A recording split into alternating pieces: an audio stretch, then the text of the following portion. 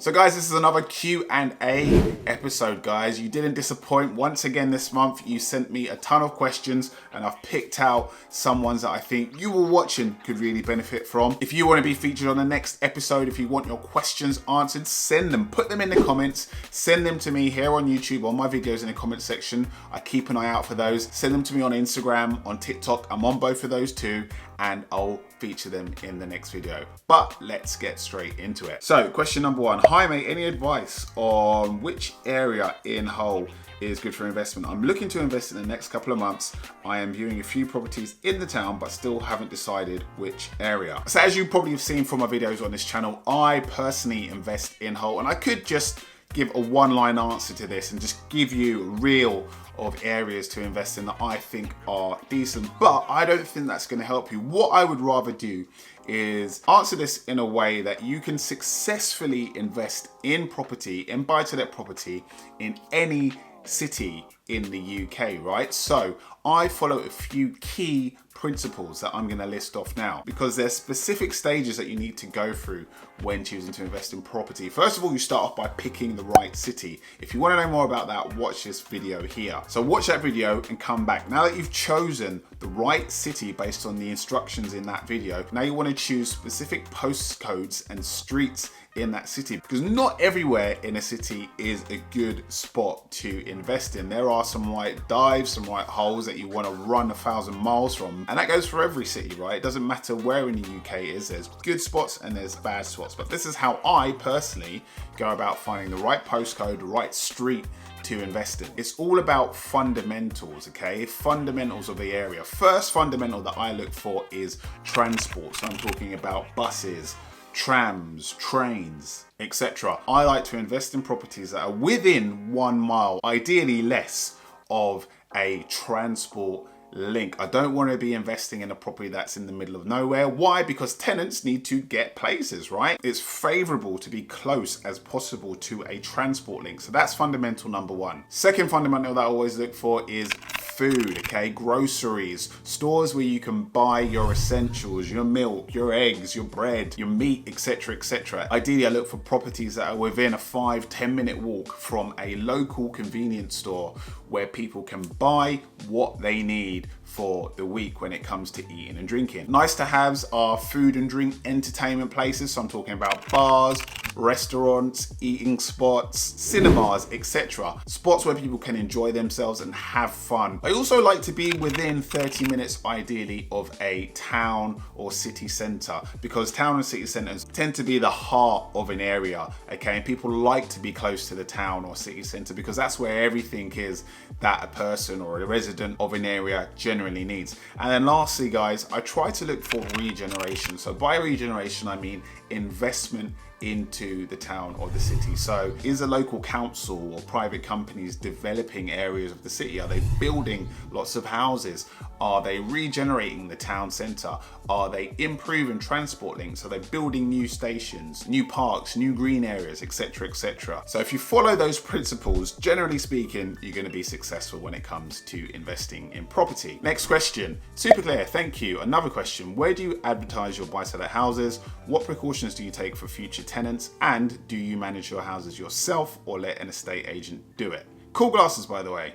So yeah, there's a few questions in there and I'll answer them one by one. First of all, I use agents to advertise my properties. I don't do that myself because it's a lot of effort, to be honest with you, and it's much more effective to use an agent who already have access and knowledge of where the best places are to advertise. They have large databases of people looking for places to live in specific areas. So they're really best placed to do that, and I pay agents to advertise my properties for me. And to answer the next part of your question with regard to precautions that I take, well, as part of the advertising and the marketing that the agents do for me, they actually assess the credit worthiness and the references of those potential tenants. So they'll come to me with an option of 2 or 3 and they'll give me a breakdown of what their incomes are, how their credit checks have come back, how their references from their previous landlords have come back, and then I make a decision based on that. So that kind of risk management piece is done by the agents.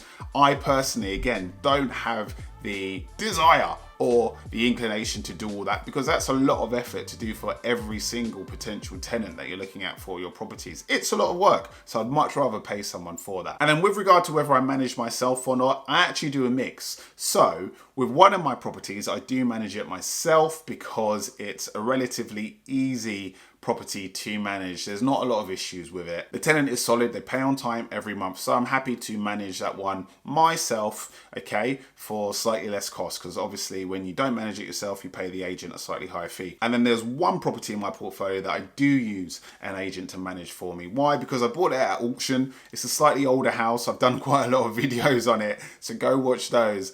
But, you know, there have been some maintenance stuff to do with the property. It's a bigger house, it's an older house. So it really works for me to have an agent do it, because that one is a lot to manage myself. So I do a mixture depending on the property and the tenant. I hope that helps. Next question. This was with regard to a mortgage, a remortgage that I'd done to release some equity. So just so it's clear to me, original mortgage was £75,000. The cost of the house was £1,000, £100,000. £1,000 would be great.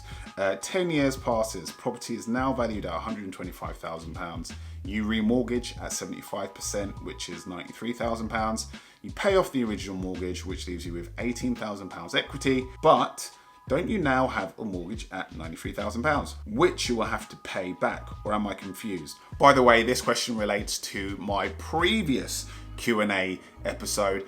Here's a quick clip to bring you up to speed. In year one, you buy the property for £100,000. So that means you're going to put in a deposit, and your mortgage is going to be £75,000. So your deposit is £25,000, usually 25%, and your mortgage is £75,000.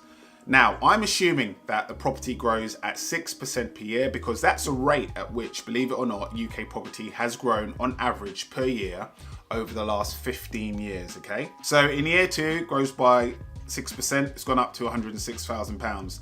Now, in the mortgage column here, in this cell right here, you can see £79,500. Now, what that means is that if you was to remortgage your property with the value having gone up slightly to £106,000, you're going to remortgage at 75%. So that now becomes £79,500, which is 75% of £106,000. Now stay with me, right? When you remortgage and you look to draw out equity from your property, you use that £79,500, that's a new mortgage on the property, you repay the original £75,000, and £4,500 goes into your pocket. You keep that tax-free. That's basically, in a nutshell, how remortgaging works, and that's how you draw out equity from your property. And obviously, over time, as the value of your property goes up, the more equity you can draw out. So if we go down to, say, 10 years time, after 10 years of growing at 6% per year, the value of the property is £168,948. If you was to remortgage at 75%, you could now get a loan of £126,711. You pay off your original mortgage, £75,000, and you keep the rest, which is £51,711. Okay, that's equity in your pocket. You can do what you want with it. And over time, if you hold the property long enough, that's why I preach buy and hold. I don't sell properties. I intend to hold my properties for as long as possible. Your equity just goes up and up and up. So say after 15 years, you've still got the property and it's been growing consistently, you're able to draw out £94,568 worth of equity. What you might do at that stage, if you're a portfolio landlord, so you have multiple buy-to-let properties, you might take that £94,000 and pay off the mortgage of one of the other properties that you bought 15 years ago with a mortgage of around £75,000. So now you own that outright. Yes, you have a bigger mortgage on this property, but you now own outright other properties in your portfolio. And that's essentially how this works. So yes, you'll now have an increased mortgage to repay once you've remortgaged. And carrying on with the example that you just saw in that clip, say the interest rate remained at 5%, okay, your payments would go from £312.50 per month at £100,000 when the property was worth £100,000 to £387.50 now that the property is worth £125,000. Same interest rate of 5%. We're just assuming that it stayed the same for the sake of this example. So your monthly repayments have risen by £75 per month. And you'll notice that this is, a relatively small increase. Why is that? Because the value of the property is low. And that's one of the reasons why I target properties within the range of like 90,000 to around about £125,000, because I'm managing my risk. So if I do have a significant interest rate increase over time between remortgages, because the value is relatively low, those monthly repayments are actually relatively low in terms of the increase. The increase is relatively low in the grand scheme of things. Now, I know not everybody invests in properties at £125,000 and below, but that's a personal choice that I've made, and I am actually really happy with that choice because my mortgage rates are going up now that I'm coming through a cycle of remortgages, and those rates have gone up, but the increases, okay, in the amount that I have to repay each month isn't a big issue. And also a big key thing is that over the years, so I usually choose mortgage products that are 5 years in length. So I have a fixed rate for 5 years, and then at the end of that 5 years, rates have either gone up or down. In this case, in this current economic environment, they've gone up. So my rates have gone up. But what else has gone up over those 5 years? The rent, okay? So over time, the idea is that the rents that you're able to charge go up over time, and you actually increase the rents over time. That's important to do. I'm not saying do it extortionately, okay? Because you still want to retain your tenants without pushing them out or causing them to leave by doing silly increases in the rent. But, you do increase them over time.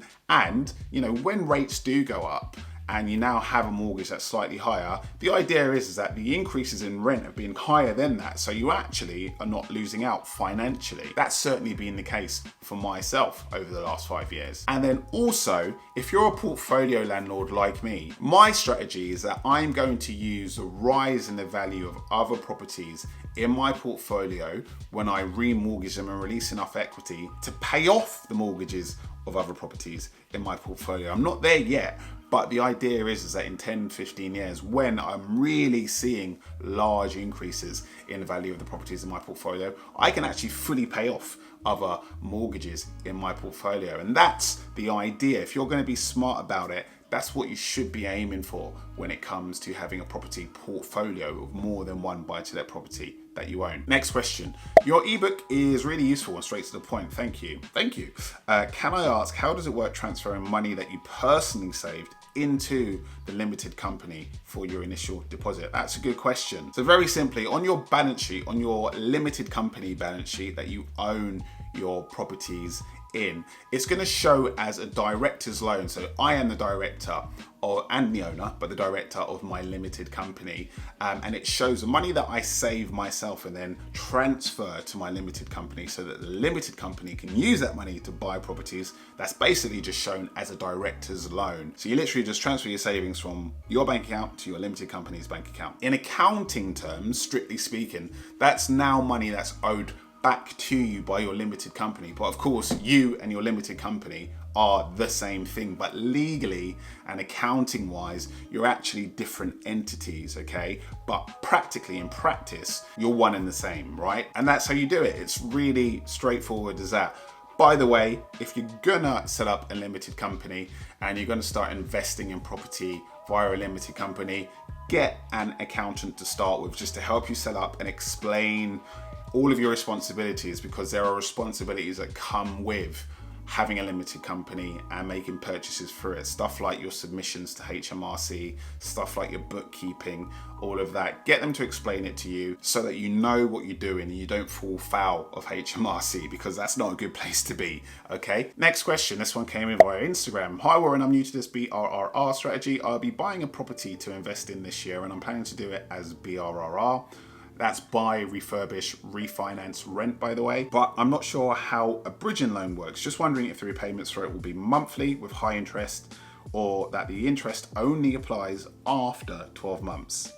Sorry to bother you, mate. Hope to hear from you soon. Never a bother. I love getting your questions. So what is a bridging loan? First of all, bridging loan is short-term finance that's charged at a higher interest than regular buy-to-let or regular mortgages, okay? Because it's short-term in nature, i.e. you're going to repay it within usually 12 months. They also tend to get approved quicker because they have less stringent, less strict approval criteria for the person borrowing, a lot less strict and rigid than you would have for a regular mortgage or even a buy-to-let mortgage, okay? And what that means is that you can get bridging on a property in, for example, poor condition without a working kitchen or say a bathroom. You wouldn't be able to get a mortgage, a regular mortgage or a buy-to-let mortgage for that type of property because their criteria is much more strict, okay? You need to have a functioning bathroom and kitchen in order for most mortgages to be approved to you. Another example is that you could get bridging finance on, say, a property that's been fire damaged, right?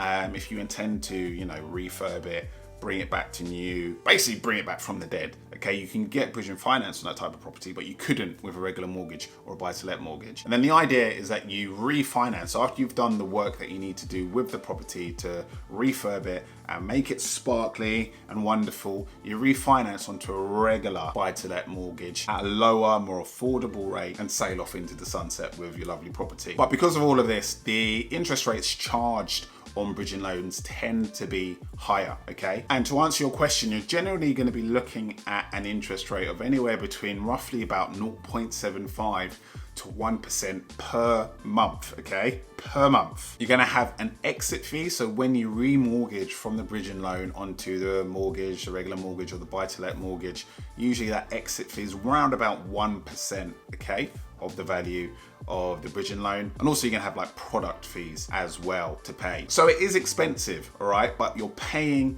the high costs for the flexibility of what that bridging loan allows you to do. So people will use it, as I said, to, for example, buy properties at auction, to buy properties that are in a state of disrepair, etc., etc. Okay, last question. Property investments. Oh, this guy's not happy. Property investments should be abolished or banned. Why do you get to make people's basic needs, such as housing, a source of investment? It's a bad formula, however you look at it, because there's always an older, I'm not old, richer guy sitting on tons of property, renting it out to the working class slaves. So only working class slaves rent property, instead of making it so that everybody who's working gets a minimum rent property so long as they keep paying for it. It's disgusting. Okay, so I mean, thank you for your question, first of all. So in terms of how property is provided in the UK, the government provides 17%, around about 17% of the total property stock in the UK. Private landlords are 19%, so they actually provide more property to renters than the actual government does. Developers provide around about 45%, and housing associations that are generally not-for-profit organisations provide about 19% as well. So do we abolish all developers as well as landlords, since developers invest and make profits too from property? So that's, if you add together the property that's provided by private developers and private landlords like me, that's 65%, so over half of the property stock of the UK gone, okay? Because according to this, all privately provided property is disgusting and it's wrong. So then now that you've taken away that 65% of property that's provided by developers and landlords, who steps up and provides those houses for the public then? Because it's no secret in the UK that we have a massive undersupply of housing. So even with the current numbers, there's not enough housing to go around. So you take away developers, you take away landlords, who steps up and provides the housing to the people in the UK? Because I promise you, it's not going to be the government. The government made it very clear that they don't have the capacity, the resources, the competence to build houses that the UK needs. And it's not going to be the housing associations, because they're charities. Housing associations don't build houses, okay? They just manage them basically. So good developers and good landlords provide a key vital service, i.e. housing, to people in the absence of what our government should be doing. So it's actually a net social benefit to everybody in the UK that we do provide homes to people in the UK. And if we choose to do that, like anything else, if you're providing a service or a benefit, you should be rewarded for it. Because what's the alternative? Should all housing be for free? I would love that, and I'm sure we all would love that, right? If housing was free. That is nirvana, okay? That is, a heaven paradise scenario. But tell me, what other country in the world provides all its housing for free? Don't worry, I'll wait. Because when we talk about what the basic needs in life are for human beings, they're food, water, air, and shelter, right? Those are the basic needs. And a comment said, why should we make basic needs, okay, a source of investment? So let's talk about food, right? Do we abolish farmers who grow food for profit and sell it to food companies? Do we abolish Sainsbury's? Do we abolish Lidl? Do we abolish the convenience store around the corner? All of those people who buy food, package it up, and then sell it to you. Unless we go back to, like, I don't know, agricultural society where everybody farms and grows their own food, okay? Shall we abolish the whole food industry? Water's another basic need. Do we abolish Thames Water because they charge us for our water? And you get my point, right? So I disagree, quite obviously. I do sympathize though in the cases where we're talking about rogue developers or rogue landlords, okay, who aren't providing good properties to the market, who are overcharging. That is an issue, but again, that's for the government to fix, okay? The government could easily step in and regulate this all tomorrow. But to be honest, the people who are supplying rogue, unfit for habitation properties are a small fraction of the total people. Anyway, thanks for tuning in, guys. Like and subscribe. Send me your questions. I love your questions. I'll answer them in the next video. I'll see you guys on the next one.